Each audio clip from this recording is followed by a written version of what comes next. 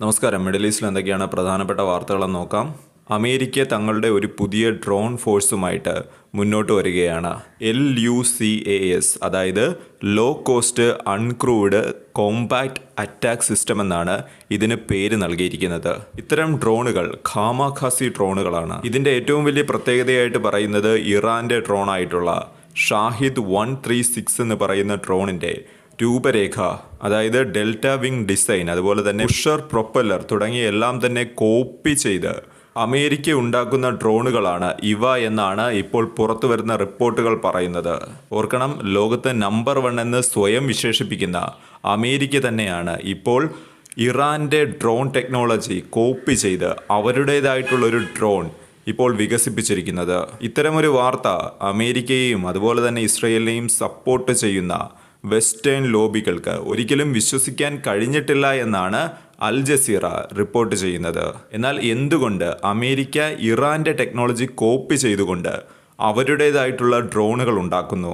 ഇതിന് ഏറ്റവും പ്രധാനമായിട്ടുള്ള കാരണമായി പറയുന്നത് യമൻ ബേസ് ചെയ്തിട്ടുള്ള ഹൂത്തികളെയാണ്. ഹൂത്തികളുടെ ഭാഗത്തു നിന്നുള്ള മിസൈൽ ആക്രമണവും അതുപോലെ തന്നെ ഡ്രോൺ ആക്രമണവും എന്നും അമേരിക്കയ്ക്കും അതുപോലെ തന്നെ ഇസ്രയേലിനും തലവേദനയാണ്. ലോകത്തിലെ തന്നെ ഏറ്റവും വലിയ നോൺ കൺട്രി ആർമിയാണ് ഹൂത്തികളുടേത്.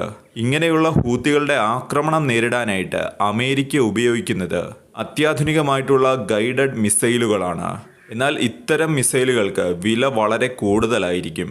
ചില മിസൈലുകൾക്ക് $1 മുതൽ $4 മില്യൺ വരെ ആയിരിക്കും വില വരുന്നത്.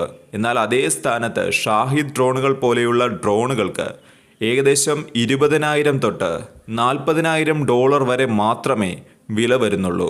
ഉദാഹരണമായി പറഞ്ഞാൽ $4 മില്യൺ വരുന്ന ഒരു പാട്രിയോട്ടിക് ഇന്റർസെപ്റ്റർ മിസൈൽ, അത്തരമൊരു മിസൈൽ ഉപയോഗിച്ചുകൊണ്ട് $40,000 വില വരുന്ന ഡ്രോണുകൾ തടഞ്ഞിടുന്നു.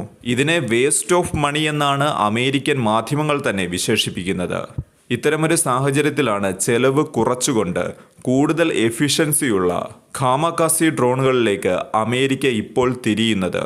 ഇത്തരം ഡ്രോണുകൾ നിർമ്മിക്കുന്നതിന് വേണ്ടി അമേരിക്ക മാതൃകയാക്കിയത് ഷാഹിദ് ഡ്രോണുകളെയാണ്. അതായത് ഇറാൻ്റെ ഡ്രോണുകളെയാണ് അമേരിക്ക ഇവിടെ മാതൃകയായി സ്വീകരിച്ചിരിക്കുന്നത്. സ്പെക്ട്ര വർക്ക്സ് എന്ന് പറയുന്ന ഒരു കമ്പനിയുമായി ചേർന്നുകൊണ്ടാണ് LUCASനെ 18 മാസം കൊണ്ട് ഇപ്പോൾ അമേരിക്ക പ്രൊഡക്ഷനിലേക്ക് കൊണ്ടുവന്നിരിക്കുന്നത്. സാധാരണ ഇത്തരം ഡ്രോണുകൾ ഉൽപ്പാദിപ്പിക്കാൻ വേണ്ടി 6 വർഷത്തോളം സമയമെടുക്കുന്നതാണ്. ഇറാനും ഇറാൻ്റെ ടെക്നോളജിയും ഇറാൻ്റെ ഡ്രോൺ ടെക്നോളജിയും ഉള്ളതുകൊണ്ട് അമേരിക്കയ്ക്ക് കൂടുതൽ സമയം ആവശ്യമായി വന്നിട്ടില്ല എന്നാണ് ഇപ്പോൾ മിഡിൽ ഈസ്റ്റ് ഐ എന്ന് പറയുന്ന മാധ്യമം ഇപ്പോൾ റിപ്പോർട്ട് ചെയ്തിരിക്കുന്നത്. അമേരിക്ക ഇപ്പോൾ ഇത്തരം ഡ്രോണുകൾ ഉണ്ടാക്കുന്നത് മിഡിൽ ഈസ്റ്റ് മേഖലയ്ക്ക് വേണ്ടിയിട്ടാണ്. അതായത് ഇറാനെയും ഇറാൻ്റെ പ്രോക്സി ഗ്രൂപ്പുകളെയും അവരുടെ തന്നെ ടെക്നോളജി ഉപയോഗിച്ച് നേരിടാനാണ് ഇപ്പോൾ അമേരിക്ക തീരുമാനിച്ചിരിക്കുന്നത്. ഇത്തരം ഡ്രോണുകൾക്ക് വില കുറവായതിനാൽ തന്നെ കൂടുതൽ ഉൽപ്പാദിപ്പിക്കാൻ കഴിയും, കൂടുതൽ ഡ്രോണുകൾ ഉൽപ്പാദിപ്പിക്കാൻ കഴിയും. വലിയൊരു പ്രദേശം കൂട്ടമായ ഒരു ആക്രമണം നടത്താൻ ഇത്തരം ഡ്രോണുകൾ സഹായകരമാകുമെന്നൊരു പ്രത്യേകതയും ഇതിനുണ്ട്. മിഡിൽ ഈസ്റ്റ് ഐ എന്ന് പറയുന്ന മാധ്യമമാണ് ഇത് സംബന്ധിച്ചുള്ള ഒരു ഡീറ്റെയിൽ റിപ്പോർട്ട് ഇപ്പോൾ പ്രസിദ്ധീകരിച്ചിരിക്കുന്നത്. ഇത് സംബന്ധിക്കുന്ന ഈ വാർത്ത സംബന്ധിക്കുന്ന ഒരു സ്ക്രീൻഷോട്ടും ഞാനിവിടെ കൊടുത്തിട്ടുണ്ട്. അമേരിക്ക പുതിയതായി കൊണ്ടുവരുന്ന ഇത്തരം ഡ്രോണുകൾ അവ മിഡിൽ ഈസ്റ്റ് മേഖലയിൽ അവ വിജയമായിരിക്കുമോ അതോ പരാജയമായിരിക്കുമോ? അതിനുള്ള ഉത്തരം വരും ദിവസങ്ങളിൽ മാത്രമേ നമുക്ക് ലഭിക്കുകയുള്ളൂ. എന്നാൽ ഇപ്പോൾ ഇറാൻ്റെ ഡ്രോൺ ടെക്നോളജി അത് പല വൻ ശക്തി രാജ്യങ്ങളും കോപ്പി ചെയ്യുന്ന, അത് അനുകരിക്കുന്ന ഒരു കാഴ്ചയാണ് നമുക്ക് കാണാൻ കഴിയുന്നത്.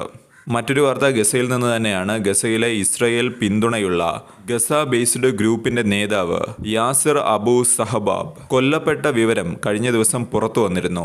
ഈ നേതാവ് കൊല്ലപ്പെട്ടതോടുകൂടി ഇസ്രയേലിന്റെ ലോക്കൽ പ്രോക്സി സ്ട്രാറ്റജി അഥവാ ഗസയിലെ പാലസ്തീനികളെ ഇസ്രയേലുമായി കൂടുതൽ അടുപ്പിക്കുക അല്ലെങ്കിൽ ഇസ്രയേലിനൊപ്പം ചേർക്കുക, ഹമാസിനെ അതിലൂടെ പുറത്താക്കുക തുടങ്ങിയ പദ്ധതികൾ, ഇത്തരം പദ്ധതികളെല്ലാം തന്നെ പരാജയപ്പെടാനായിട്ടുള്ള സാധ്യതയാണ് ഇപ്പോൾ നിലനിൽക്കുന്നത് എന്നാണ് റിപ്പോർട്ടുകൾ പറയുന്നത്. യാസിർ അബു സഹബാബിൻ്റെ ഈ ഒരു ഗ്രൂപ്പിനെ കുറിച്ച് നിരവധി ആരോപണങ്ങൾ ഇതിനു മുമ്പും വന്നിട്ടുണ്ട്. ഗസയിലേക്കുള്ള സാധന സാമഗ്രികൾ അവ ഇത്തരം ഗ്രൂപ്പുകൾ മോഷ്ടിച്ചിട്ടുണ്ട് എന്നൊരു ആരോപണം ഇതിനു മുമ്പ് ഈ ഒരു ഗ്രൂപ്പിന് മേൽ ആരോപിച്ചിട്ടുണ്ട്. അത്തരമൊരു വാർത്തയുടെ സ്ക്രീൻഷോട്ടാണ് ഞാനിവിടെ കൊടുത്തിരിക്കുന്നത്. യാസിർ അബു ഷഹബാബിൻ്റെ ഈ ഒരു ഗ്രൂപ്പ് വളരെ ചെറിയൊരു ഗ്രൂപ്പാണ്.